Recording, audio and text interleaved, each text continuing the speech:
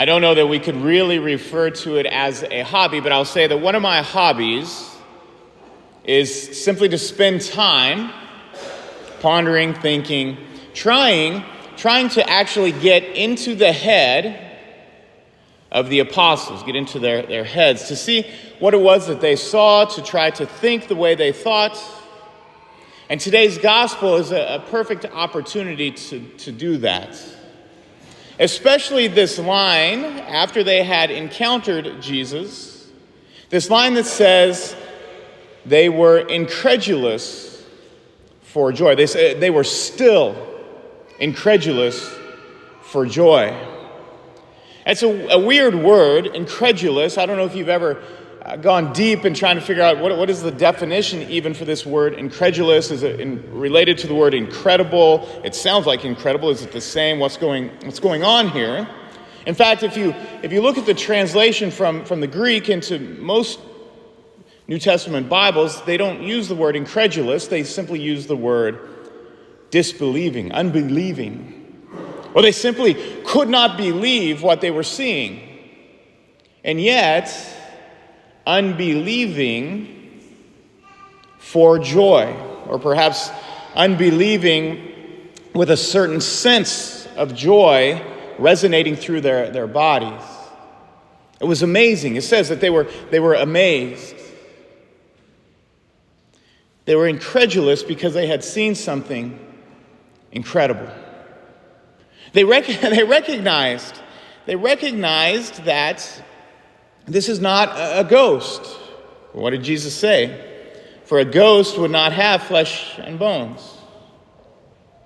But it wasn't just a resuscitation.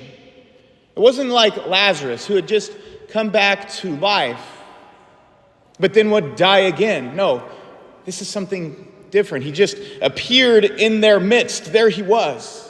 And they were startled and afraid.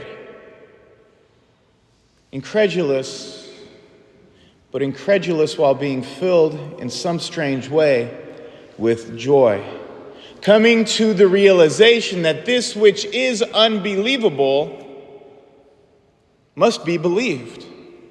Going from the sense of how can it be to yet it is. And a rejoicing that overcame them. There's a lot of times, and I hear this from our desk workers, those who work the front desk here at St. Isidore's, usually student workers, and one of the tasks that they have, so many people, seniors in high school, sometimes juniors in high school, so many people come and they take tours of Kansas State. Do we want to go to Kansas State, parents and their children? We need to look at Kansas City. Is this perhaps the school that we are going to choose? And then they come and they get a tour of St. Isidore's while they are here. And the desk workers, what they tell me is they say it's interesting giving these tours.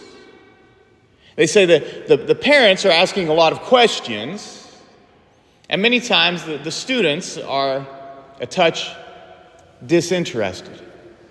I would say that they're incredulous in regards to the things that our desk workers are telling them.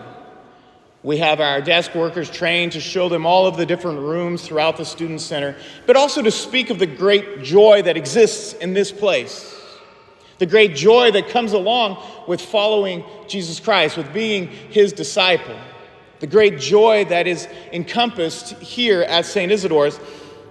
And the way my student workers describe this to me is they look in the eyes of many of these juniors and seniors in high school, and they simply are disbelieving. They don't believe that it could be true. Incredulous, you could say. Skeptical. And it's funny because, right, many times then, those same students, they come to K-State.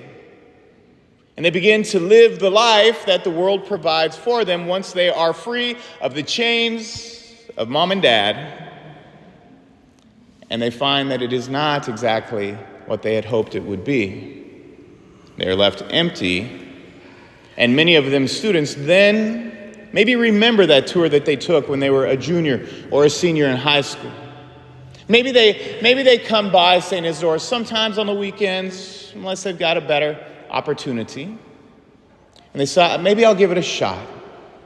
Maybe I'll see if that worker who gave me a tour of St. Isidore's all those months or years ago, we'll see if they were right.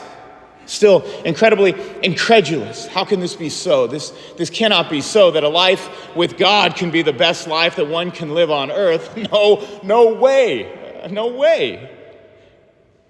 That's the way most people think and believe. Our society actually preaches that message. Break free of the shackles of religion so that you can truly live. That's the message we hear many times. But then when we break free of the shackles of religion, we find ourselves sad, alone, and empty. And so hopefully, people then wander back into this promise. And I think that word incredulous is the perfect word.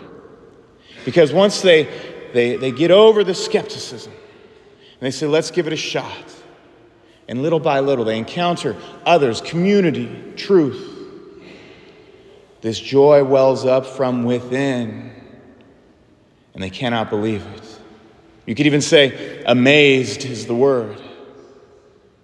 This is the reality of this place. We see it again and again and again, year by year. And it's a beautiful thing to see. It's a beautiful thing to see. Recently, we started a new series in our Thursday morning men's group. And we do things, and throughout Lent, we were doing a series on St. Joseph and his role in the life of Jesus and the Blessed Mother. It was amazing. But now we've started this final series of the year. And what we're having is just some of our seniors, our great men who lead us, to just give their account, their testimony, to talk about their faith journey. And it's a cool thing to see because I anticipate, and I've already seen this story that I just told you. This idea of incredulity, skepticism, replaced with amazement and joy. And then a desire, once you've seen that joy, once you've experienced that joy, to tell others about that joy. I'd even say that it's the story of my life. Sadly, I didn't come to that amazement and joy while in college. I had to be much older. So I didn't go to the seminary until I was 33.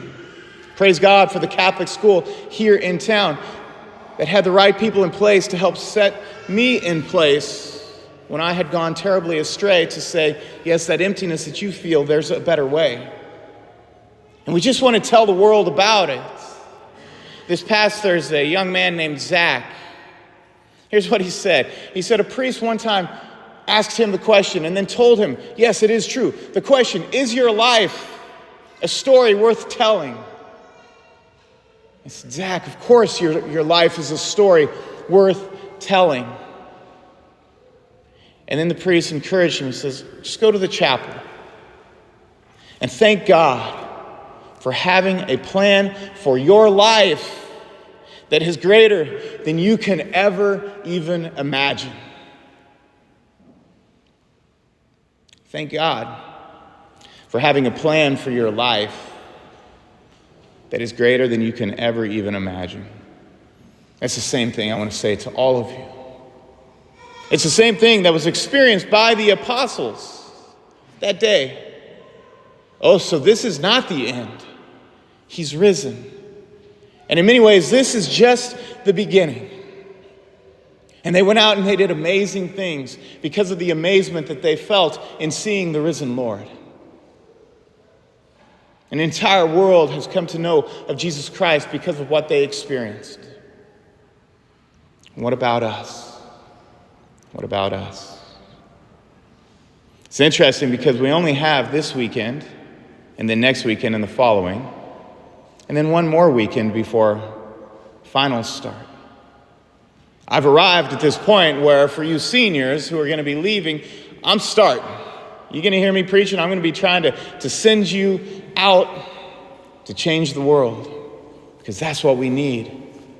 That's why this place exists, to get you prepared to experience something that's amazing, even in the midst of incredulity, to receive it and to spread it. My friends, the time is now. Let us rejoice. Let us thank God for having a plan for our lives that is greater than we could ever even imagine.